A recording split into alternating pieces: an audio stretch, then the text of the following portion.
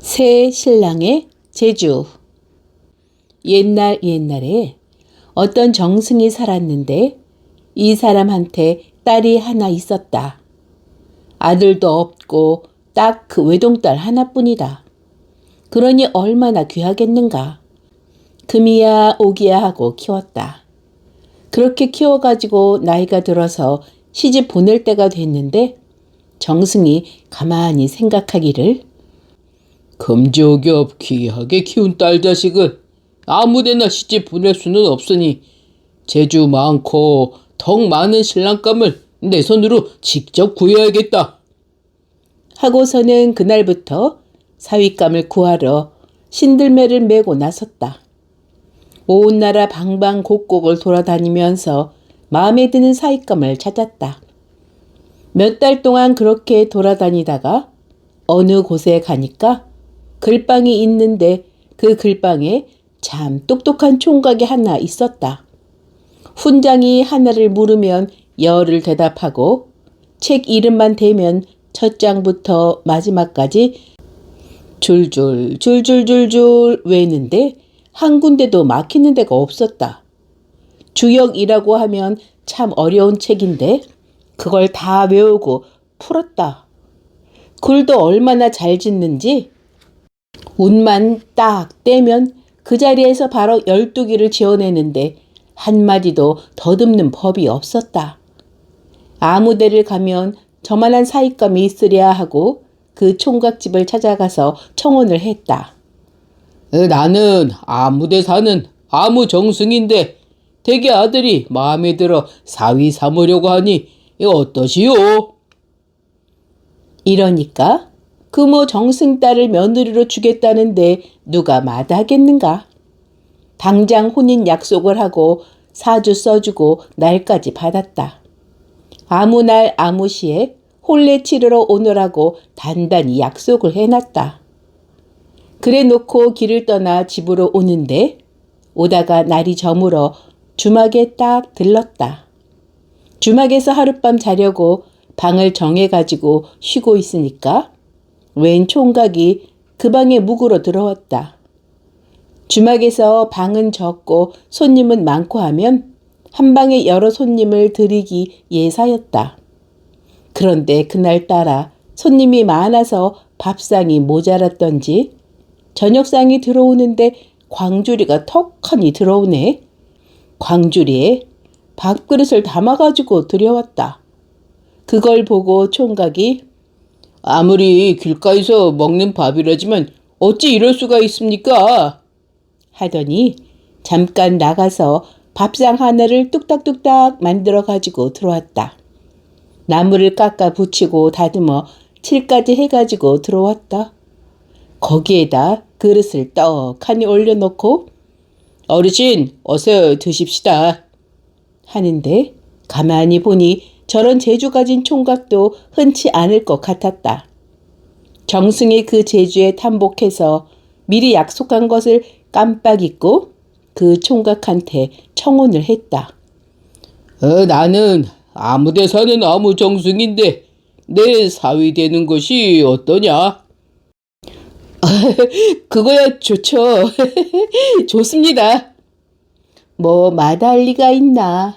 그 자리에서 대충 예를 갖추고 아무 날 아무 시에 장거들러 오라고 약속을 했다. 같은 날 같은 시에 신랑 둘이 오게 되었다.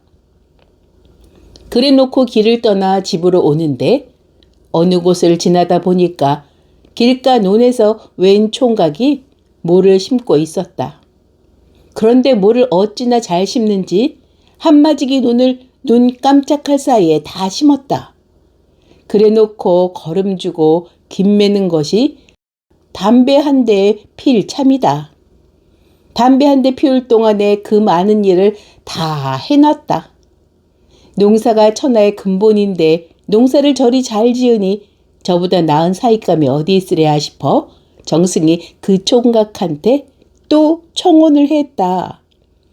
나는 아무데 사는 아무 정승인데 내 사위 될 생각은 없는가? 하니까 그거 뭐 감지덕지지. 당장 그러겠다라고 대답했다. 그래서 아무 날 아무 시에 색시 맞으러 오라고 약속을 해놨다.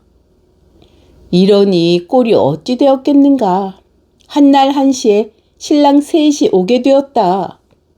정승이 집에 와서 가만히 생각하니 이거 참 일을 저질러도 크게 저질러 놨다.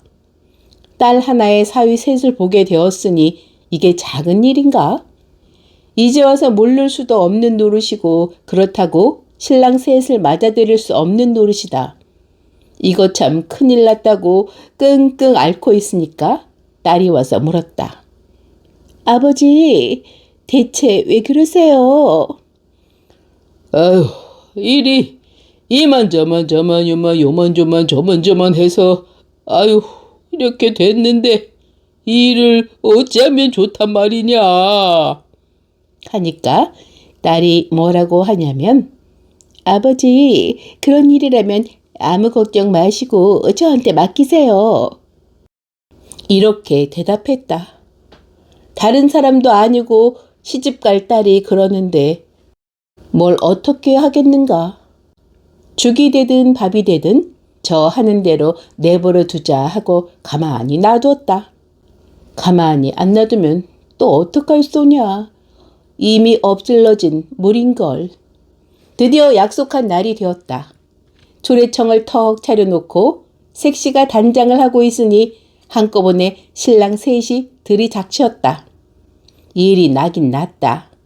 이때 색시가 썩 나서서 신랑 셋한테 술잔을 한 잔씩 돌리고 나서 하는 말이 이왕 일이 이렇게 됐으니 제가 이 중 한 분을 고르는 수밖에 없습니다. 그런데 아직은 어느 분이 얼마나 재주가 많고 덕이 많은지 알 수 없으니 이 길로 다들 나가서 3년 동안 무슨 재주든지 한 가지씩 배워오십시오. 3년 뒤에 가장 좋은 재주를 배워오신 분께 시집을 가겠습니다. 그러니 셋 다 그러자고 했지 뭐 이제 와서 다른 말을 할 수가 있나. 그래서 새 신랑이 흩어져서 재주를 배우러 떠났다. 그리고 3년이 후딱 지났다. 그동안 글재주 좋은 신랑은 뭘 배웠는고 하니 주역을 많이 읽어서 점을 치는 재주를 배웠다. 글 공부를 많이 했으니 아무리 어려운 책도 술술 읽었다. 주역을 훤히 꿰면 점괘가 척척 맞아떨어지니 눈앞의 일이나 10년 뒤의 일이나 한번 점을 쳤다 하면 척척 알아맞혔다. 이만한 재주면 날 당할 자가 없을 테지. 하고 색시 집으로 갔다. 손재주 좋은 신랑은 뭘 배웠는고 하니 멍석을 만드는 재주를 배웠다. 예사 멍석이 아니라 하늘을 훨훨 날아다니는 멍석이었다. 사람이 타고 날아다닐 수 있는 멍석이다. 아무리 먼 곳이라도 멍석 타고 활개짓 한번 하면 눈 깜짝할 사이에 당도했다. 손재주가 워낙 좋으니까 그런 물건을 다 만든 거다. 어느 누가 이만한 재주를 가졌을라고 하고 이 신랑도 색시 집으로 갔다. 농사 잘 짓는 신랑은 뭘 배웠나 하면 배 농사 짓는 법을 배웠다. 3년 동안 온갖 정성을 다해서 배 농사를 지어가지고 배나무 한 그루에서 딱 배 한 개를 땄다. 3년 동안 밤잠 안 자고 농사 지은 게 딱 배 한 개다. 그걸 가지고 색시 집으로 갔다. 가다가 셋이 만났다. 만나가지고 같이 가는데 점 잘 치는 신랑이 점을 탁 쳐보니 이거 큰일 났네. 했다. 뭐가 큰일이냐? 하니까 색시가 병이 들어 다 죽어간다. 하는 거다. 그 색시한테 장가 들려고 3년 동안 고생했는데 색시가 다 죽어간다니 기가 막혔다. 이때 멍석 가진 신랑이 나서서 그러면 한시가 급하니 멍석을 타고 가세. 그렇게 해서 새 신랑이 멍석을 타고 훨훨 날아갔다. 멍석을 타니까 색시 집까지 뭐 눈 깜짝할 사이에 도착했다. 가보니 아닌 게 아니라 색시가 정신을 잃고 누웠는데 막 숨이 넘어가려는 참이었다. 이때 배에 가진 신랑이 허리춤에서 배를 꺼내어 그걸 갈아서 즙을 내가지고 색시한테 먹였다. 그랬더니 다 죽어가던 색시가 부스스 눈을 뜨고 일어났다. 3년 동안 온갖 정성을 들인 배라서 효염이 있었던 모양이다. 이렇게 색시를 살려놓으니 이제는 누구한테 시집을 가느냐 하는 게 문제였다. 점 잘 치는 신랑이 점을 못 쳤으면 죽는 것도 몰랐을 것이요. 멍석 가진 신랑이 아니었으면 빨리 오지 못했을 것이요. 빨리 못 왔으면 오기도 전에 색시가 죽었을 거다. 배에 가진 신랑이 없었으면 빨리 온들 무슨 소용이 있었겠는가. 그냥 죽는 꼴을 보고 있어야지. 이러니 새 신랑 중에 어느 하나 헐한 것이 없다. 그래도 새 신랑하고 살 수는 없는 노릇이니 그중 하나를 고르긴 골라야 한다. 색시가 가만히 생각하더니 새 신랑에게 차례로 묻기를 점치는 서방님은 점을 쳐서 재주가 없어졌나요? 아니요. 멍석 가진 서방님은 멍석이 없어졌나요? 아니요. 그럼 배 가진 서방님은 배가 없어졌나요? 그렇소. 난 아무것도 없어.